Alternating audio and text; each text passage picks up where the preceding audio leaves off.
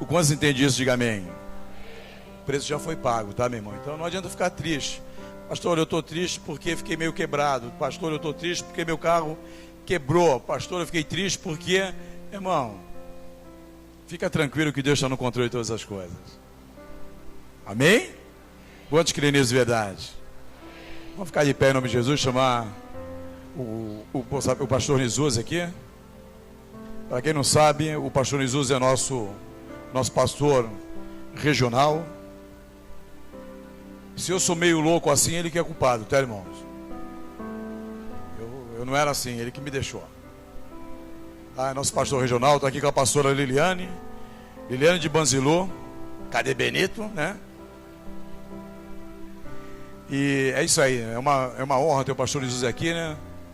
Difícil. Ele deixou a irmã Marinalva, né? Mas, né, pastor?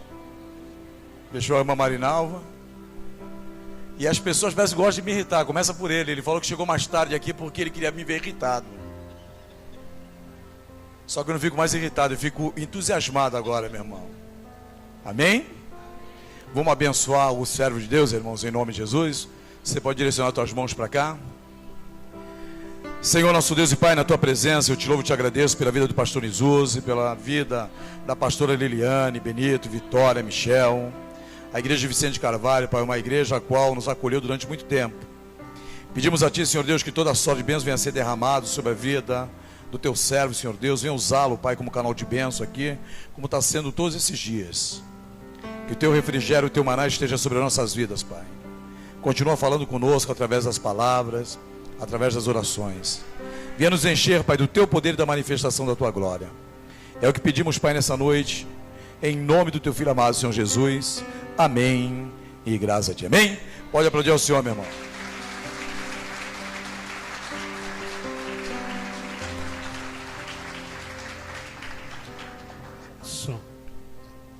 Glória a Deus.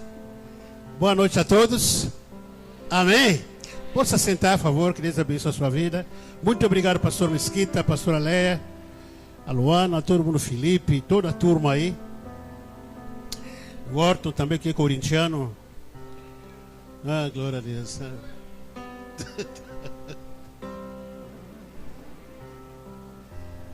Deus abençoe.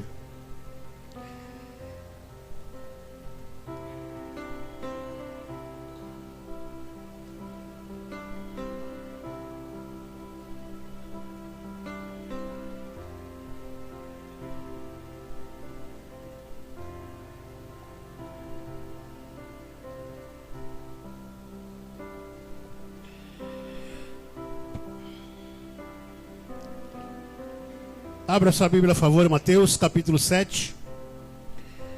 Mateus capítulo 7. A gente mora perto aqui, estava vindo para cá e falei, vou fazer de propósito para deixar meu Mesquita irritado. Vou chegar atrasado. Deixar ele perturbado lá. Aí cheguei aqui e falei, meu Deus do céu, cadê o Mesquita? Deve estar palitando o dente aí, em algum lugar aí. Deve estar palitando o dente, deve estar com raiva. Cadê o pastor que não chega ainda?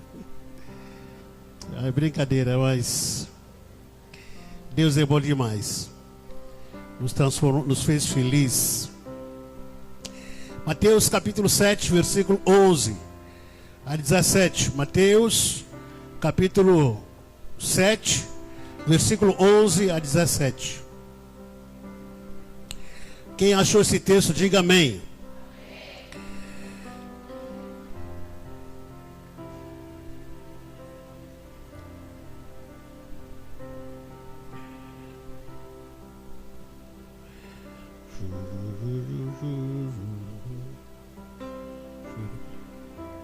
Opa, estou aqui, está errado aqui. Me perdoe, irmãos, não é Mateus, é Lucas. Está errado aqui. É Lucas. Coloquei Mateus, mas não é Mateus, é Lucas.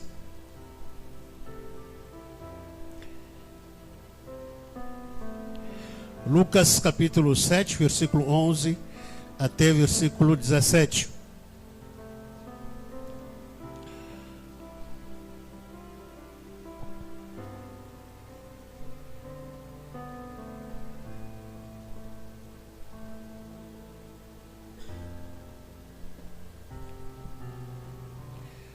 Um dia subsequente, dirigia-se Jesus a uma cidade chamada Naim. Ia com ele os seus discípulos e numerosos multidão. Como se aproximasse da porta da cidade, e eis que saía o inteiro do filho único de uma viúva, e grande multidão da cidade ia com ele.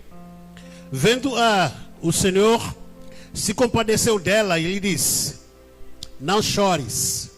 O que ele disse? O que ele disse? Chegando-se, tocou o esquife, e parando os que o conduziam, disse: jovem, eu te mando, levanta-te.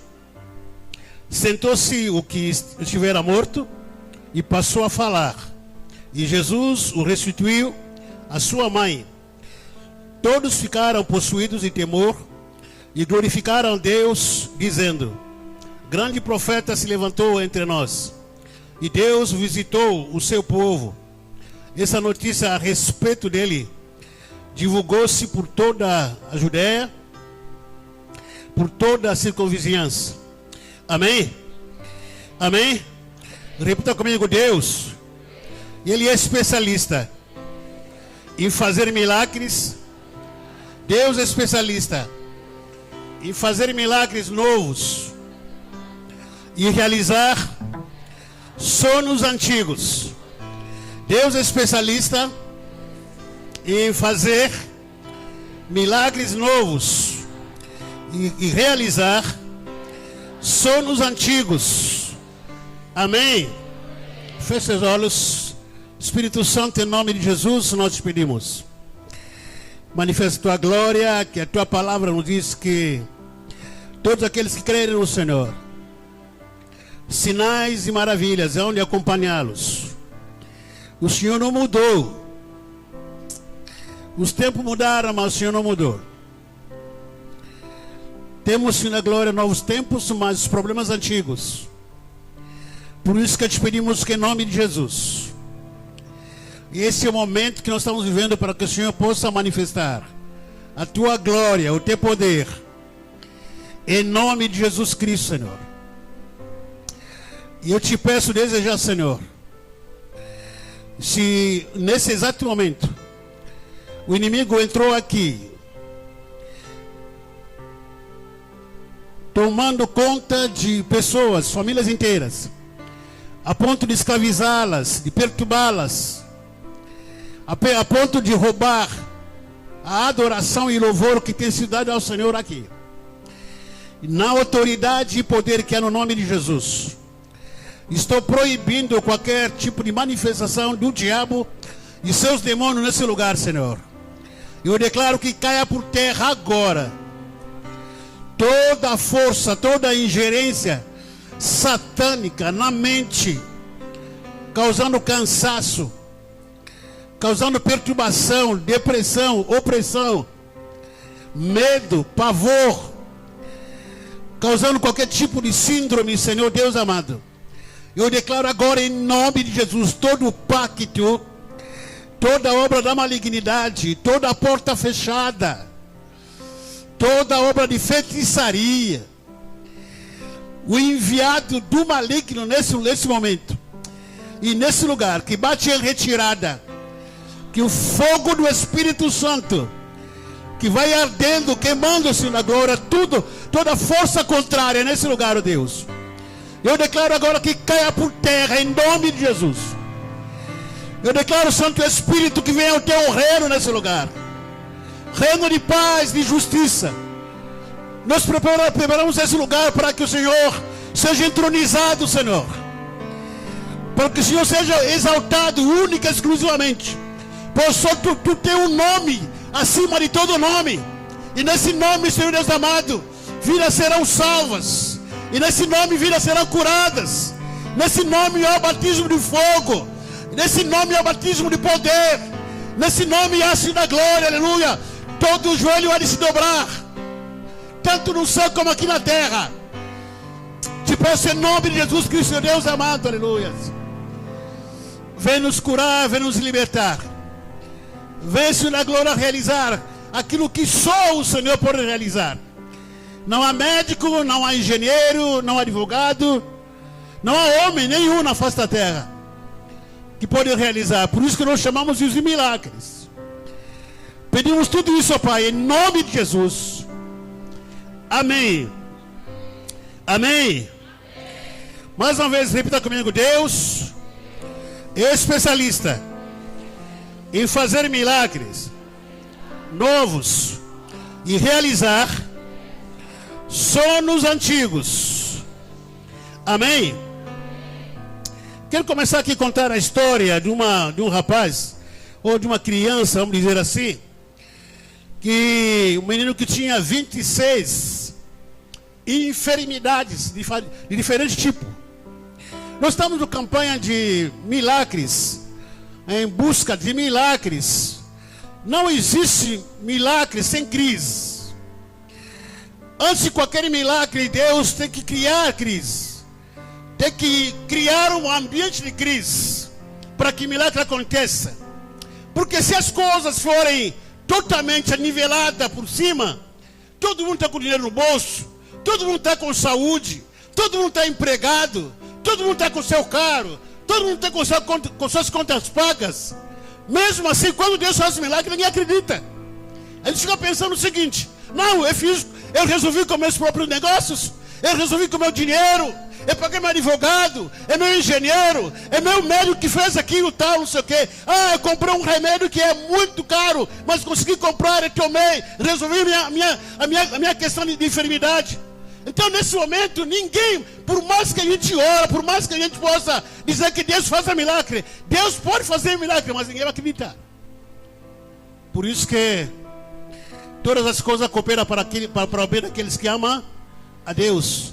Para Deus fazer milagres, nós queremos milagres. Por isso que eu estou acreditando que esse ano, presta atenção no que eu vou falar.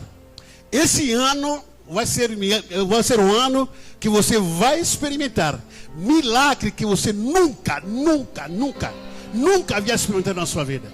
Esse ano. Isso que Deus colocou no meu coração, queridos, isso está queimando muito forte na minha vida. Por quê? Porque quando a gente vê tudo apertado, se diz se a Dilma foi usada ou não foi usada, mas a crise tomando conta de todo mundo, a questão da saúde, a questão da crise social, crise moral, crise financeira, crise de habitação, crise de educação, crise em tudo quanto é lado, crise de desemprego. É nesse momento que Deus vai manifestar a sua glória. Você crê nisso, queridos? Amém? Lá na igreja, eu trouxe essa palavra, essa campanha. Eu estava falando aqui sobre aquela empresa lá em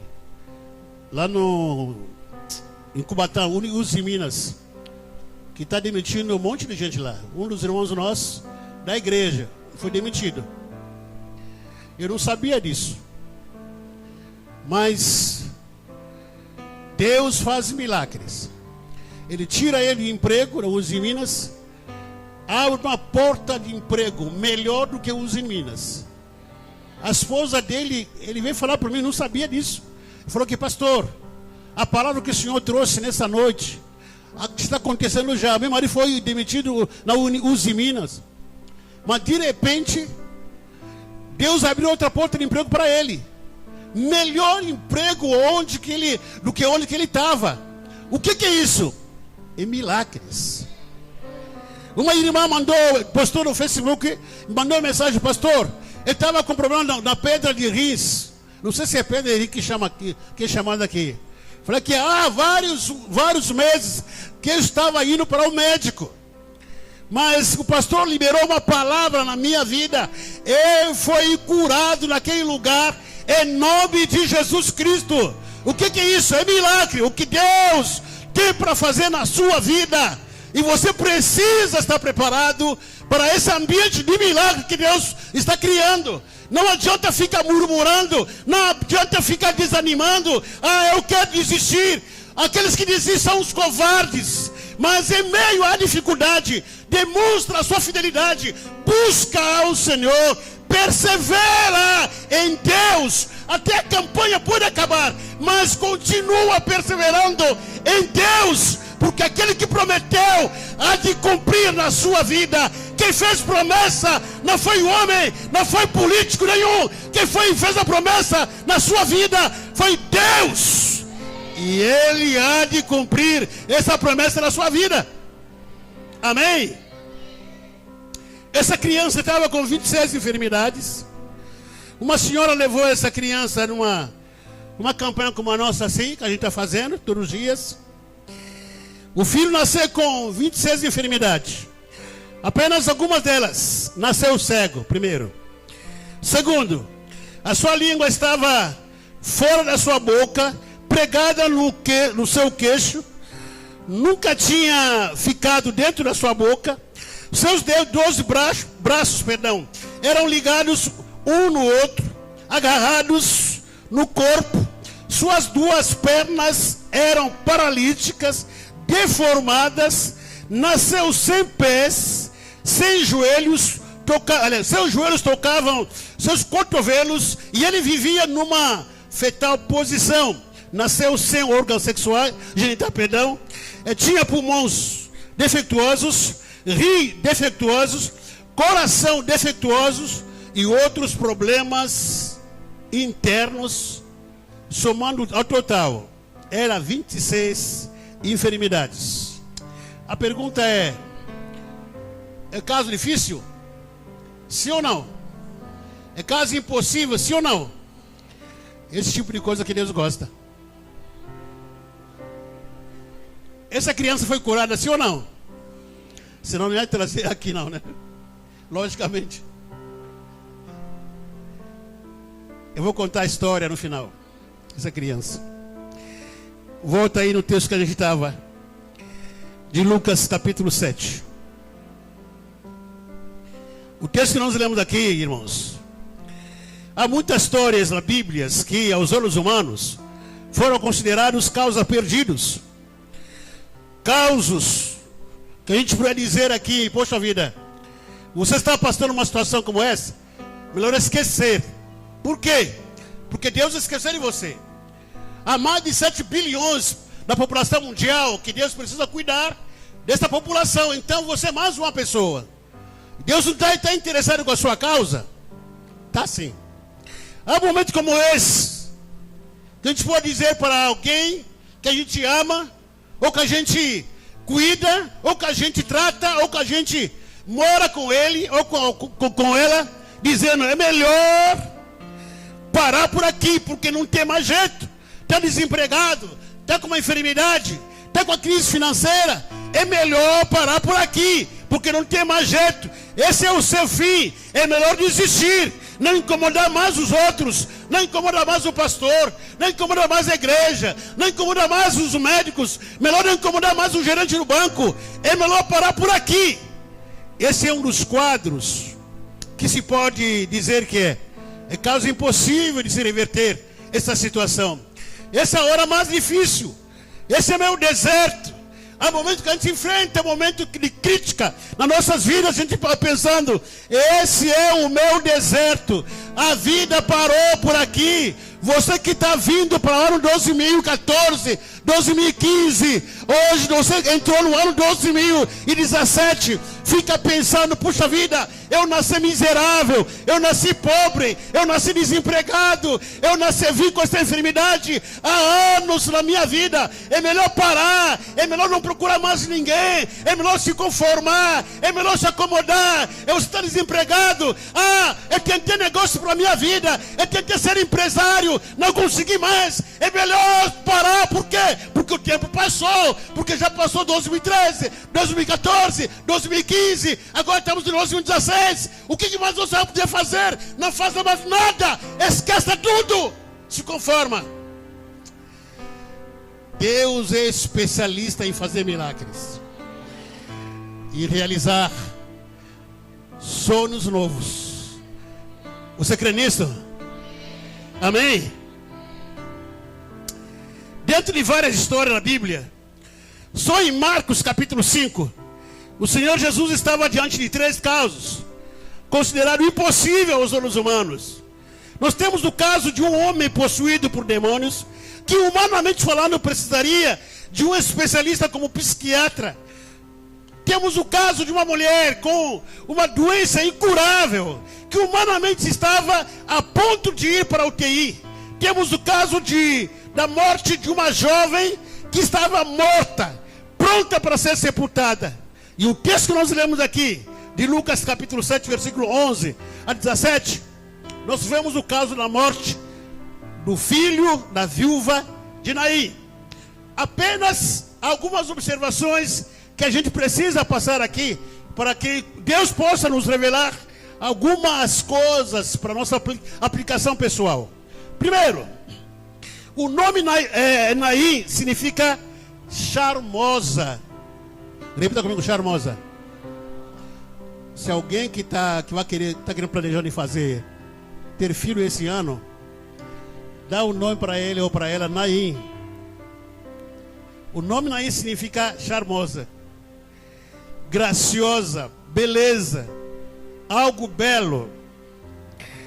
Aquela pessoa, aquela situação, aquela casa, aquela atmosfera que você diz, pô, aquele lugar é muito formoso, aquele lugar é muito charmosa, é muito graciosa, é muito belo. E esse era o lugar chamado Naim. Naim era uma pequena aldeia com mais ou menos 1000 habitantes. Jesus com seus discípulos vinha de Cafarnaum, onde ele curou um servo de centurião. Ao chegar até Naim, era uma cidade, a chegada era difícil. Agora mesmo estava conversando com o pastor Mesquita, que estou indo para São Sebastião e tal. No final da campanha, eu falei que, poxa vida, ele não gosta dessas estradas. É mais ou menos por aí. Pegar a estrada de São Sebastião e chegar para Caraguatatuba e tal. Então, mais ou menos por aí. Uma estrada super complicada. Então, era complicada chegar até a cidade de Naim. E talvez Jesus Cristo, andando com sua multidão, a multidão que andava com ele, poderia ter perguntado, ou quem sabe se perguntava, o que Jesus veio fazer nesse fim do mundo? Tinha que passar pelo vale, subir pelas montanhas, até a essa cidade. Deus gosta, ama de situações complicadas, irmãos. Repita comigo, Deus gosta e ama de situações complicadas. Porque aqui, nessa situação tão complicada, nesse lugar tão complicado, é ali que ele vai se manifestar. É ali que ele vai se revelar como Deus. Quanto mais difícil for, é melhor assim. E às vezes a gente fica falando que meu marido, meu Deus do céu, ele xinga pastor, xinga Deus, xinga a igreja, eu doido, tá difícil, não gosta de crente. Esse tipo de pessoa que Deus gosta. Esse tipo de pessoa que Deus gosta. Porque Deus vai se manifestar. Ele vai cair do cavalo. Porque uma pessoa que é certinha, tudo bonitinho, né, nunca se envolveu com coisa de errada e tal, quando aceita Jesus, até a gente duvida, né? Pô, e você é crente? Pô, parece que nem parece. Mas quando uma pessoa é cabeçuda, perturbada, endemoniada, xinga tudo quanto é pastor, esposa de pastor, xinga a igreja, vai apedrejar. Pergunta para o pastor Mesquita. Apedrejava os pastores, apedrejava as igrejas, falava mal de pastores. Onde que ele veio parar? É assim que Deus gosta, meu irmão. Deus gosta de coisas complicadas, difíceis. E é ali que ele vai se manifestar. Como ele foi procurar a cidade de Naim, onde havia esse menino que havia morto. Não somente no caso da morte desse filho que Jesus chegou ali, mas também por causa dessa mulher humilhada, que a cultura daquela época, que o marido quando morre, não poderia trabalhar, acreditando ela que, e eu fiquei com o meu filho que vai me sustentar. O meu filho amanhã vai crescer. O meu filho amanhã vai ser advogado. O meu filho vai ser engenheiro. O meu filho, quem sabe, vai ser um especialista em alguma área. Vai ser alguém na sociedade. Um dia vai me sustentar. A única pessoa na minha família que vai me sustentar, que vai me bancar, é meu filho. O filho morre. Quem morre, ou vai para o céu ou vai para o inferno. Os dois caminhos. Agora, o pior é para quem fica. Quem fica com as contas para pagar.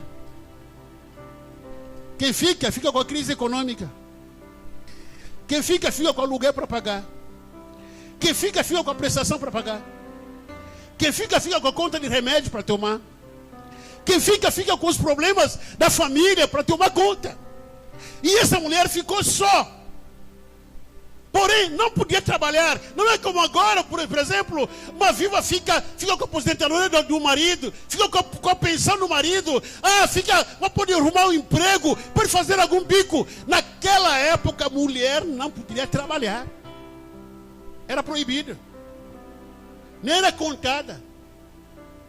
A gente pode pensar, puxa vida, a vida é cruel. Não. Todas as coisas cooperam para o bem daqueles que amam a Deus. A gente pode dizer que, puxa vida, será que aonde está Deus nessa hora? Por que Deus permite situações como essas? Situação que você está enfrentando na sua história, nesses últimos anos. Por que Deus permite uma viúva que não tinha nada, não tinha ninguém, que humilhada, não podia trabalhar, Deus leva o marido dela. A única esperança que sobrou era filho. Para piorar, Deus leva também o filho dela. Me lembro que alguns anos atrás, acho que foi o ano passado, o pai daquele cantor lá, não sei como chamam o nome dele, que morreu no acidente, Cristiano, né? Por aí. Estava emocionado a ponto de se perguntar: aonde está Deus nessa hora? Eu entendo que quando a gente pede uma pessoa querida da gente, nessa hora a gente quer questionar a Deus. Entendo isso. Porque o emocional da gente é abalado. A gente não consegue entender os caminhos de Deus nessa hora. É difícil nessa hora chegar para a pessoa, para pregar para ela. Não vai entender. Por mais que naquele momento o anjo pudesse descer do céu e dissesse para ele que, seja forte, Deus levou seu filho, tal, não sei o que, você vai ficar com a casa, cuida dos netos, cuida não sei o que, não ia entender. Porque é o momento que a pessoa sofre aquele impacto emocional. E essa mulher não é diferente. A mulher perde o marido, e o único filho que ela tinha, não tinha 2 filhos, não tinha 3 filhos. O único filho que ele tinha, ou que ela tinha, morre.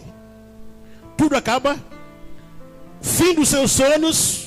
E é o fim da sua esperança. E naturalmente é o fim do seu futuro. Não tem mais futuro para nada. O que sobrou dessa mulher? Nada. O que sobrou dessa mulher? Repita comigo, o que sobrou dessa mulher? Nada. O que sobrou dela? O que sobrou dela? E onde estava Deus? Onde que estava Deus nessa hora? Deus continua no mesmo lugar, reinando soberanamente. Independentemente da situação que você enfrenta, independentemente do caos que você se encontra, Deus não muda. Ele continua sendo Deus. Ele não muda de lugar. Deus, Ele é Deus, independentemente do caos em que me encontro. Deus é Deus, independentemente da situação que estou enfrentando. Deus é Deus, independentemente do aperto, das más notícias, da circunstância na qual estou envolvido. Deus não mudou nada. Ele continua sendo Deus. Amém? Deus continuou sendo Deus na história dessa mulher. O que sobrou para ela? Nada. Era uma situação delicada, triste, que comoveu uma cidade inteira. Alguns anos atrás, essa história aconteceu, algumas semanas atrás. Eu estava assistindo lá em casa, antes de começar o Natal, no Jornal da Bandeirantes, estava fazendo trabalho sobre os milagres, notícias sobre milagres, que eles estavam falando. Aconteceu uma situação dessa no interior do Rio de Janeiro, um jovem mais conhecido numa pequena cidade do Rio, que foi atropelado, que sofreu um acidente de moto, perdão. Esse jovem era entregue só para morrer. Foi levado para a UTI, ele era evangélico, a família é evangélica. Toda a cidade se comoveu. A maioria que era crente dessa cidade começaram a fazer vigílias, a orar por ele. A situação dele era morte ou vida. Estava lá no UTI, a mãe evangélica, a igreja começou a orar. As igrejas evangélicas naquela cidade começaram a orar. Foi quando Deus se manifestou de uma forma poderosa. Tirei esse moço do UTI, ele foi curado. Hoje ele está dando testemunho em tudo quanto é as igrejas por aí. A história dessa mulher, ou da morte desse menino, comoveu uma cidade inteira. Porém, o que nós podemos aprender com a história dessa mulher, dessa viúva de Naim? Nem todo mundo aqui presente talvez seja viúvo ou viúva literalmente que perdeu os seus filhos, mas de alguma forma, preste atenção, por favor, de alguma forma você, eu, você que está aí, você mulher, você homem, deve ser ou pode ser um viúvo ou uma viúva. Pastor, como assim? Que perdeu, não é um filho, não é um neto, literalmente, pode até ser, mas quem sabe o seu sonho de prosperar espiritualmente morreu. Perdeu o sonho de prosperar materialmente. Perdeu o sonho de ser curado. Como pastor que perdeu o sono? É que você tentou várias vezes. Você veio na igreja várias vezes. Você veio em campanha de oração várias vezes. O pastor Mesquita, a pastora Leia, os intercessores aqui oraram por vocês várias vezes. E você não foi curado. Você disse, vou desistir. Creio que Deus ele faz a acepção de pessoas. Eu acho que eu vou desistir, não acredito mais. O meu sonho que eu tinha de abrir uma empresa, de comprar minha casa, de comprar meu carro, de me envolver com a obra de Deus, de ser um pastor, de atender o chamado ministerial. O tanto que eu esperei, até agora não aconteceu nada. O sonho morreu. O seu sonho morreu. Ficou o tempo. Ficou o ano 2013. Ficou para o ano 2014. Ficou para o ano 2015. E chegou até o ano 2016. Hoje, dia 7 de janeiro de 2016. Deus vai ressuscitar o seu sonho em nome de Jesus Cristo. Quantos creem nisso? Glória a Deus, aleluias. Sonhos que morrem no decorrer da vida. O sonho de da salvação do meu marido. O sonho da salvação do meu filho. Os sonhos que nós perdemos de casar, de comprar, como eu falei aqui, de comprar uma casa, minha casa, o sonho de viajar, de abrir uma empresa, de estudar fora do país. O sonho que foi morrendo com o tempo. Você pensou que a causa era perdida. Era melhor enterrar. É mesmo aquela figura dessa mulher, de Naim, pega o seu filho, coloca no caixão, ela faz aquele cortejo com aquela multidão de toda a cidade que se comoveu, indo para enterrar o seu sonho. Deus olhou para aquela mulher e disse para ela: mulher, não enterra o seu sonho. Deus está dizendo para você nessa noite: não enterra o seu sonho. Aos olhos humanos pode tudo ter acabado. Aos olhos humanos pode ter tudo acabado. Mas diante de Deus dos deuses e Senhor dos senhores, o Senhor diz para você: não enterre o seu sonho. Não enterre o seu sonho. Fala para você, irmão, que está ao seu lado. Fala para ele. Fala para ele. Não enterre o seu sonho, irmão.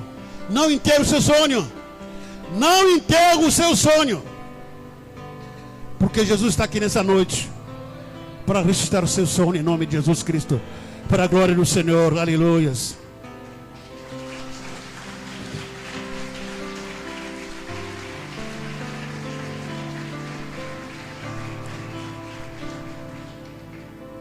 Um dos nossos maior problema, desafio, é que todo milagre passa por uma prova de tempo, ou teste do tempo. Por que, pastor? A nossa maior dificuldade tem sido saber esperar o milagre no tempo de Deus, e não é no nosso tempo. Saiba esperar o milagre no tempo de Deus, não é no seu tempo. Já contei aqui meu testemunho. Quantos aqui que já sabem meu testemunho? Quantos aqui que leram meu livro? Meu livro. 1, 2, 3, 4, 5, 6, 7. Ô, pastor Mesquita, são 7 pessoas, pô. São 7 pessoas que leram meu livro aqui. Hã? Tá errado. Eu vou descer, vou embora. Tem meu livro lá no carro lá, para ler. Brincadeira, irmãos. Brincadeira. Tem, mas quem quiser comprar, compra. Eu não vivo de livro, vivo de Deus.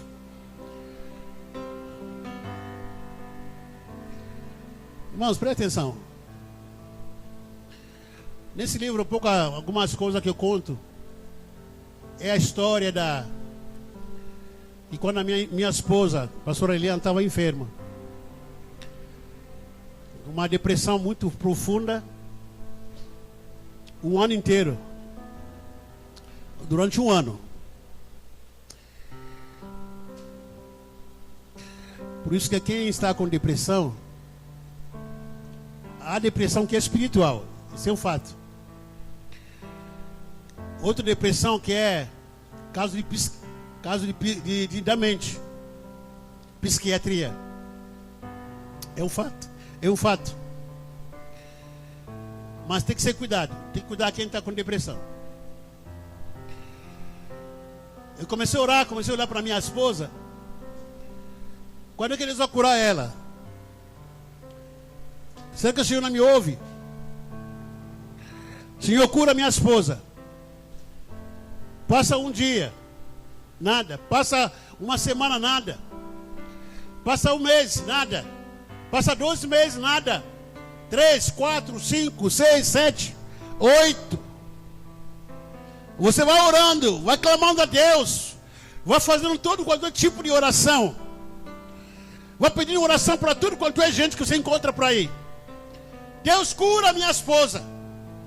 Deus cura. Não responde.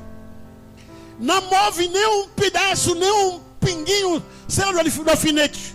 Nada acontece. Por mais que você ora, clama. E eu falei, bom, o segredo agora é fazer jejum. Uma semana inteira. Nunca tinha feito um jejum de uma semana até então. Era uma igreja batista tradicional. Eu falei que eu vou entrar num jejum. Oh, Deus, cura ela, Deus me mata. Não aguento mais sofrimento. Eu jejuei de domingo até domingo. E falei, bom, na segunda-feira Deus vai curar ela. Já que jejuei, alguma coisa vai acontecer. Um raio, uma voz de trovão, um anjo vai aparecer. Um sinal. Oh, estou aqui contigo. Chega na segunda-feira, o que aconteceu? O que aconteceu? Me pergunta. O que aconteceu? Nada. Nada. Já confessei tudo quanto é pecado ancestrais, pecado de bisavó, tataravó, pecado de bicho, pecado de cachorro, pecado não sei das quantas que comentei no passado. Já fucei tudo quanto é pecado. Não, mesmo assim nada. Deus não me ouviu. Quando nós chegamos em mês de dezembro, que mês que foi? Dezembro. Eu queria para fevereiro, eu queria para março, eu queria para abril, eu queria para maio, para junho. Deus queria dezembro. Na agenda de Deus estava escrito em dezembro. Não adianta antecipar nem prolongar. É dezembro. Estava escrito lá na agenda de Deus. Chegamos no dezembro, foi surpreendido. Por nada, foi curada.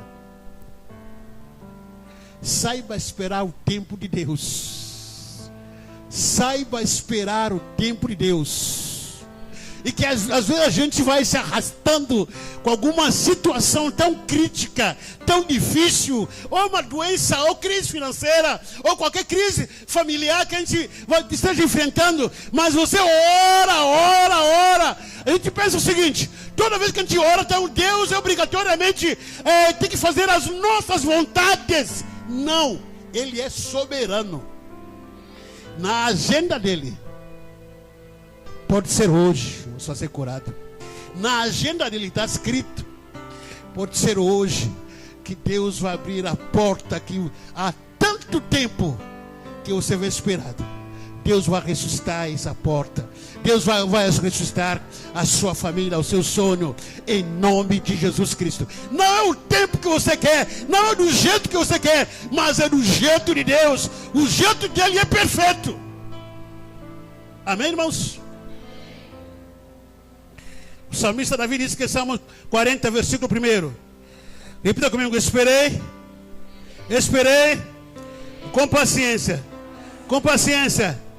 pelo Senhor, e Ele se inclinou para mim, e Ele ouviu o meu clamor. Amém. Imaginando aquela viúva. Primeiro aquela viúva, parece que os problemas não saem da casa dela. Além de ser viúva, o filho morre. Aquele filho, quando morre, ele pega o filho no colo e diz: Deus, onde que o Senhor está? Por que Deus não curou ele logo depois, logo na hora que aquele menino morreu? Ele tinha que esperar que a notícia se espalhasse toda a cidade. Tinha que esperar que a viúva pudesse pegar o seu filho, colocar ele no caixão, chamar a atenção de toda a cidade.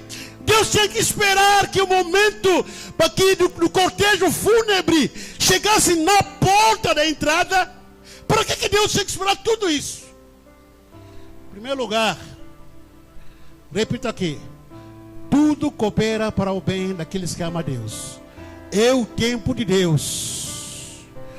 Deus não é marionete, que toda vez que acontece alguma coisa contigo, logicamente, em algum momento Ele socorre a gente, isso é verdade.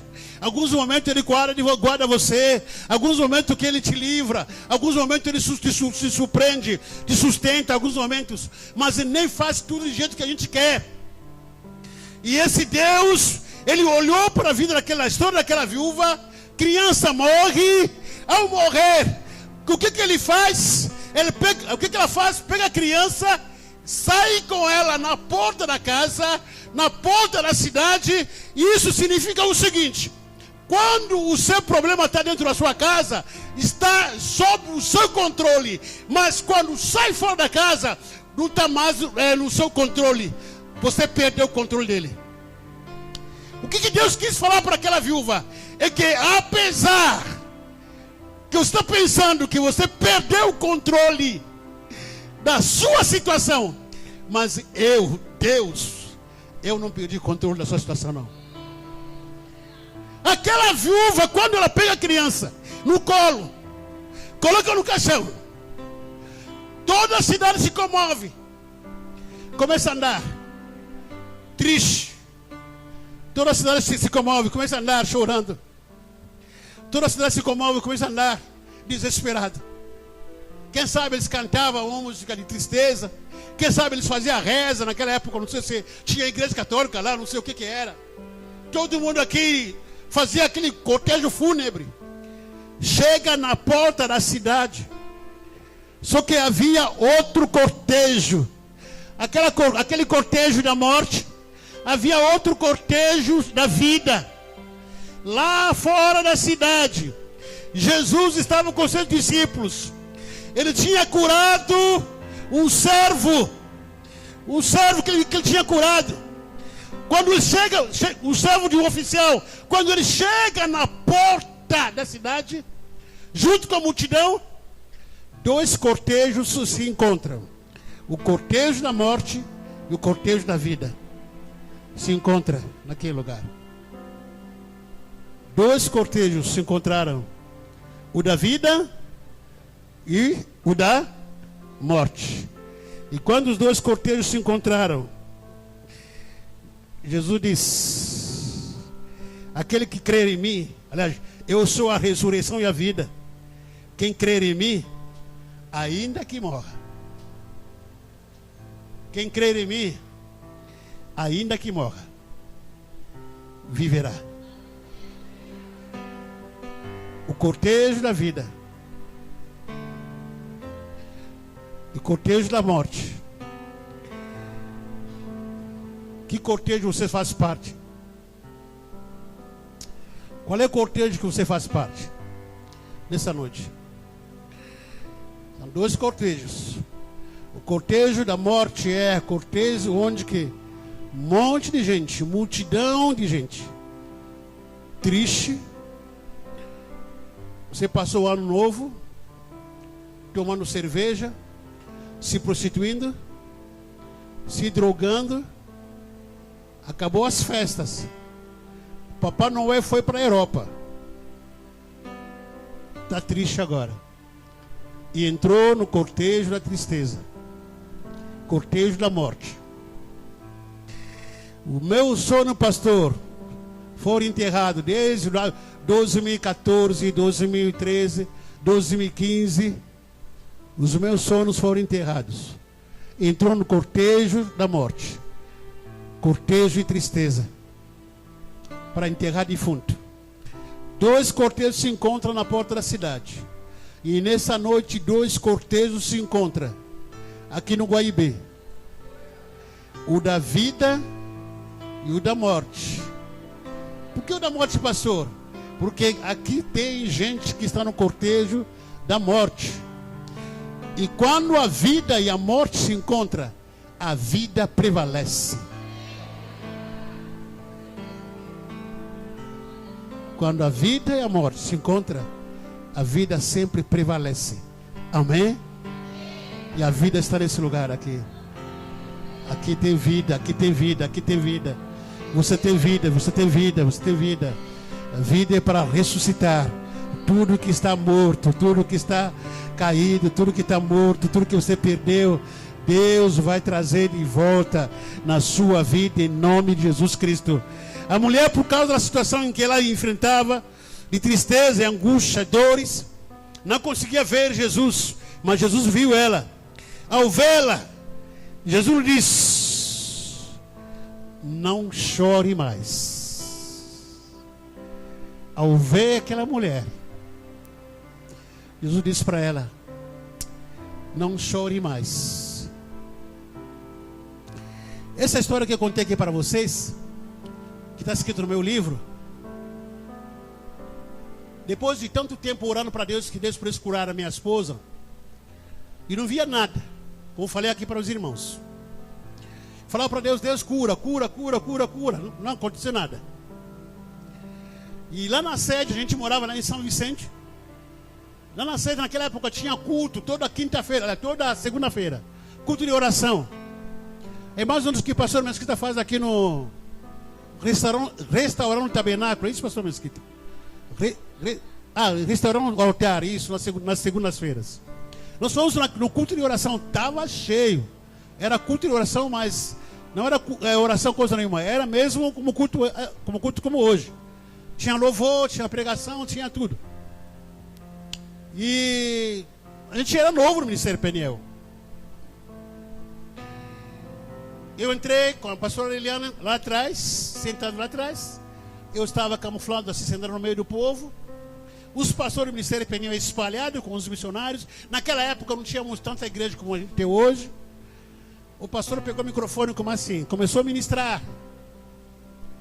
Quando começou a ministrar, ele disse: eu vejo nesse lugar que tem algum irmão que jejuou durante uma semana inteira. E você pensou que Deus não te ouviu. Eu quero dizer para você que Deus ouviu a sua oração. E Ele te atendeu. Eu lá atrás, incrédulo. Eu falei que não é comigo, não. Não é comigo. Ele repetia a mesma coisa. Eu vejo aqui, tem um irmão que jejuou durante a semana tal, não sei o que, 7 dias. Você achou que Deus não te ouviu, mas quer dizer para você que Deus te ouviu? Eu falei, deve ser o pastor Atânia, deve ser o pastor Wellington, deve ser o pastor Valtinho, deve ser o pastor Teório que jejuou, porque o Ministério Peniel sempre viveu essa cultura de pastor jejuar, missionário jejuar. Então eu falei que isso não é comigo, deve ser os pastores que estão lá na frente, que são mais conhecidos, que estão mais perto de Deus assim. Com a minha relutância, com as minhas dúvidas, e incrédulo, o pastor, ele aponta no meio do povo. Como assim? Nessa fileira aqui. No meio, ele aponta para mim e diz: irmãos, você que está com a camisa listrada, está com uma camiseta, listrada, vem aqui na frente. Eu fui lá na frente. O pastor tinha vindo de São Paulo, não nos conhecia. Chama a pastora Liliana, que estava lá atrás também. O pastor Liliana não estava ao meu lado, estava atrás, porque chorava. Chama ela e nós dois fomos lá na frente. Chamou outro diácono que estava no canto, nós 3 fomos lá na frente. Naquela noite, o pastor disse: irmãos, a partir dessa noite, eu vejo Deus colocando uma chave de ouro sobre a sua cabeça. A partir dessa noite. Naquela noite, terminou o culto. Uma semana depois, fomos enviados lá no Maitá, onde começou a nossa história. Quando você passa por um momento impactante de crise, esperando por algum milagre por causa do tempo, talvez você não acredite mais, mas Deus te enxerga. E nessa noite Deus dizer para você: não chora mais. Não chora mais. Fique em pé, por favor.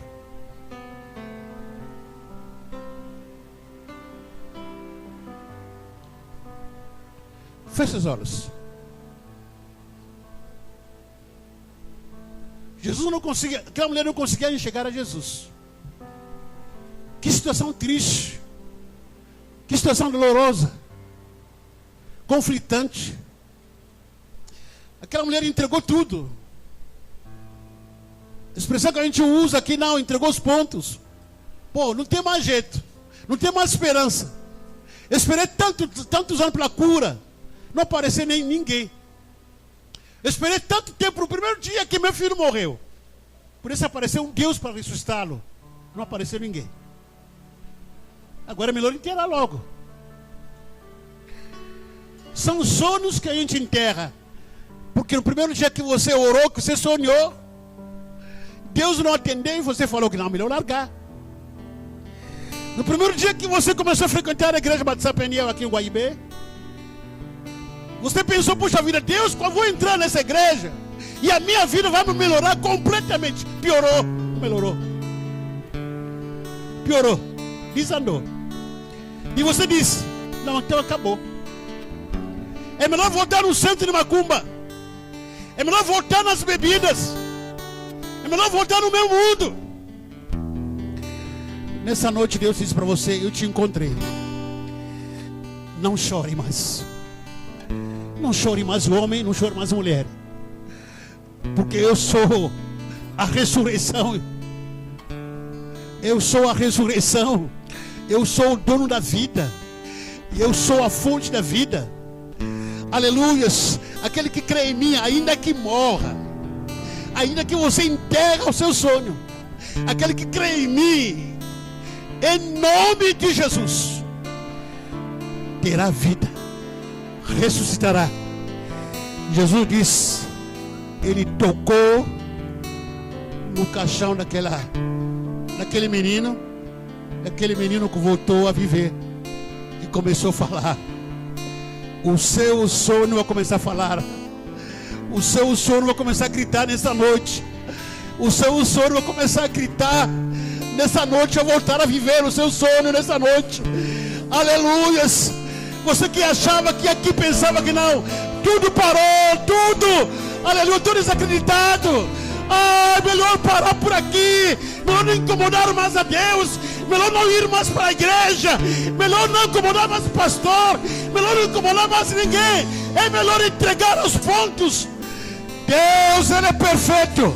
Ele chega no tempo exato. Ele não chega antes, não chega depois. Chegou agora. E esse é o seu tempo. E nós queremos orar por você. Você pode vir aqui na frente.